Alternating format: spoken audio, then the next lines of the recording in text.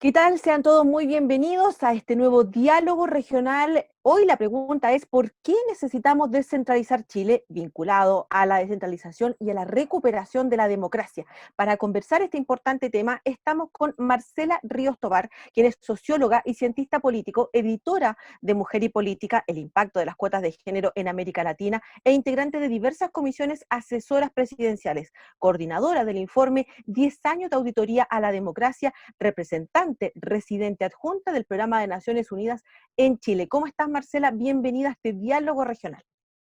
Muy bien, muchas gracias por la invitación. Marcela, bueno, conversar con este diálogo y hablando de esto, sabemos que para Chile no solo la pandemia ha significado un cambio, sino que la crisis de octubre pasado también ha establecido un cuestionamiento al sistema político transversal en todo el país. ¿Cómo se analiza en ese escenario la presencia de la demanda por la descentralización en el petitorio ciudadano? ¿Está presente y de qué forma es posible visualizarlo? Bueno, efectivamente, yo creo que acá estamos pasando por un momento histórico, un hito en el desarrollo del país. Nunca habíamos tenido un estallido de malestar social como el que se produce desde el 18 de octubre. Nosotros desde el PNUD, como muchos quizás de los que nos están escuchando habrán visto o sabrán, el Programa de Naciones Unidas para el Desarrollo hemos venido monitoreando la evolución del sistema democrático, la relación de las instituciones con la ciudadanía. En enero publicamos un informe que se llama 10 años de democracia, 10 años de auditoría a la democracia antes del estallido, y lo que hacemos en ese informe es tratar de entender un poco las causas estructurales que nos llevan a esa situación. Y parte de esas causas tienen que ver con el alejamiento de los ciudadanos y ciudadanas de las instituciones, con la baja de la confianza en las instituciones, también con la desigualdad objetiva, si se quiere, material, las diferencias en los salarios, las diferencias en el acceso a la educación, a la salud, pero también diferencias territoriales que marcan la desigualdad, y no solo las desigualdades objetivas. Nosotros una de las cosas que hemos tratado de mostrar es que hay también una desigualdad quizás subjetiva o de sentimientos, digamos, las personas tienen una sensación de maltrato o de trato desigual, dependiendo de su condición social, de dónde viven, de cómo se ven, de su origen étnico, que provoca profundos malestares y provoca una sensación de exclusión que se ha ido transformando en rabia. Y esa es una de las cosas que nosotros hemos venido alertando, que no se trata, como decía el eslogan este de los que no eran solo los 30 pesos. Yo creo que es importante entender a qué se refiere ese eslogan, y se refiere también a esto de que las personas demandan un trato digno, un trato respetuoso, consideración de los derechos, inclusión en la toma de decisiones, no quieren que otros tomen las decisiones por ellos, y yo creo que toda esa discusión está muy vinculada a los temas del centralismo y la descentralización. Cuando uno ve las marchas, por ejemplo, las protestas, tú bien lo señalabas, no son los 30 pesos, se ha hecho marchas históricas, el movimiento pingüino vinculado a la educación, etcétera, pero da la sensación de que no hay una bandera única, o por lo menos que se vea en estas marchas, donde sea el ciudadano el que exija descentralizar. ¿Tú sientes que esto está como parte latente dentro de estas demandas? Bueno, efectivamente, una de las cosas que quizás es una paradoja es que cuando preguntamos en las encuestas, por ejemplo, por las preferencias de las personas, hay un amplio apoyo de las personas, o sea, las personas en su mayoría creen que hay que descentralizar, hay que tomar decisiones al nivel territorial, que los tienen mejores evaluaciones de los municipios, por ejemplo, que de las instituciones centrales, y hay un conjunto de temas que las personas creen que tienen que ser decididas en sus territorios, pero eso no se traduce necesariamente en acción colectiva organizada, por ejemplo, como vemos respecto del medio ambiente o respecto del sistema de pensiones, las AFP o el sistema educacional. Entonces, creo que ahí hay claramente una paradoja de cómo se transforman las demandas en preocupación. Realmente lo que vemos es que cuando les preguntamos a las personas a través de encuestas u otros estudios sus preferencias, la mayoría de los ciudadanos y ciudadanas quiere más descentralización. y valoran más a los municipios, tienen una convicción de que es importante democratizar. Sin embargo, eso no se logra traducir en acción colectiva, como lo vemos, por ejemplo, para el medio ambiente o para reformar el sistema de pensiones. Y eso tiene que ver con procesos complejos, digamos. Yo creo que por una parte no hay actores políticos intermediarios que organicen, digamos, la protesta, y eso es muy importante porque, no sé, las federaciones de estudiantes, por ejemplo, son los que se articulan y organizan la presión, por ejemplo, para producir reforma en el sistema educacional. Eso, no hay una equivalencia de ese actor que asuma este desafío. Por otro lado, en general, todo lo que tiene que ver con la agenda de reformas políticas son agendas que no producen que las personas necesariamente se movilicen, digamos. Las personas pueden, por ejemplo, querer que existan plebiscitos, pueden querer que exista democracia directa, puede gustarle no sé, los escaños reservados para los pueblos indígenas, pero es mucho más difícil que esas cosas que son abstractas, que son quizás percibidas como lejanas, y también en un contexto de baja confianza en las instituciones y en el sistema político, es difícil que eso se traduzca en acción colectiva. Pero creo que es importante no pensar que el hecho de que las personas no salgan a marchar por una mayor descentralización significa que no les importa o que no están de acuerdo con esa agenda. Entonces, hay muchas cosas que nos importan como ciudadanos, pero no necesariamente la mayoría, y en esto, volviendo a nuestro informe, nosotros mostramos que a pesar de que, y claro, nuestros datos son anteriores al estallido, pero incluso las encuestas que salieron y los estudios durante el estallido muestran que las personas que se movilizan en el espacio público siguen siendo una minoría. Hay una gran cantidad de personas, quizás la mayoría, que no participa activamente en espacios colectivos, que no milita en partidos, que no es parte de las juntas de vecinos, de los movimientos sociales. Entonces, ese porcentaje grande de ciudadanos que tiene preferencias, que tiene opinión, que quisiera ciertas cosas, no necesariamente acompaña sus preferencias con acción colectiva. Y eso hace, por lo tanto, que sus opiniones no se vean reflejadas en este tipo de iniciativas. Sin lugar a duda, tú lo planteabas, el tema de la acción colectiva. Y una de las acciones colectivas es la acción ciudadana, que es votar, en definitiva. ¿Y cómo se le explica, en definitiva, al votante que descentralizar sería la respuesta a un eventual desarrollo armónico del territorio? ¿Es posible decir eso? Yo creo que sí, yo creo que acá hay un trabajo importante que tienen que hacer los partidos políticos.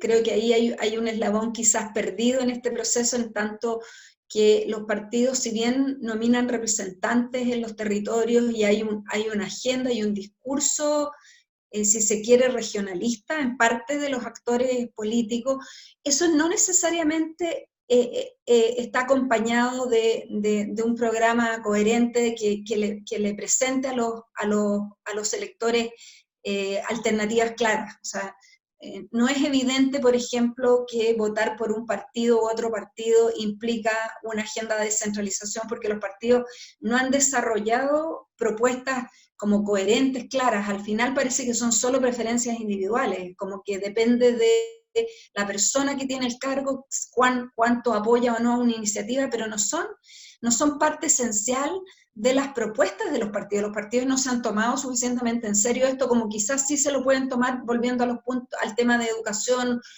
o de pensiones, donde manifiestan, tienen un programa, una propuesta, y uno sabe que si vota por un partido, lo que le está ofreciendo en términos del sistema educativo es esto u otra cosa.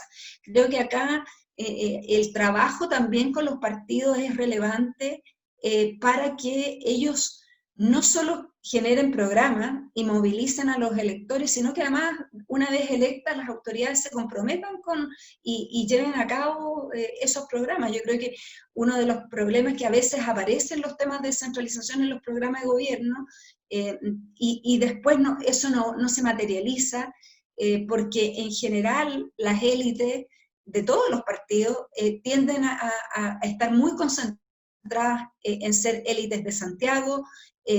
Nosotros en el informe de Desiguales del 2017, esto no es solo como una opinión, digamos, personal, sino que lo mostramos con datos en el informe de Desiguales del 2017, donde veíamos que la proporción de personas que habían ocupado cargos entre 1990 y el 2015-2016, como ministros y ministras, senadores, diputados, vienen de 14 colegios y de 2 universidades, de 14 colegios además que están muy concentrados en ciertos barrios de Santiago. Entonces, la concentración de una élite en Santiago es algo que es un daño para la representatividad, y también eso es algo de lo que nos parece que puede estar también detrás, impidiendo cambios más significativos en una agenda descentralizadora. Sin embargo, nosotros sabemos que somos ciudadanos del mundo, estamos en medio de Latinoamérica, estamos en el mundo, y en ese escenario, dado que tú eres parte del programa de Naciones Unidas, ¿impacta en el perfil político de Chile el tener representación de exautoridades en instancias de decisión o consulta internacional como son las Naciones Unidas? ¿Es relevante en definitiva para el análisis? ¿Nos da algo de notoriedad respecto de nuestros vecinos? ¿Cuál es el análisis que hacen ustedes desde ahí, desde el PNUD?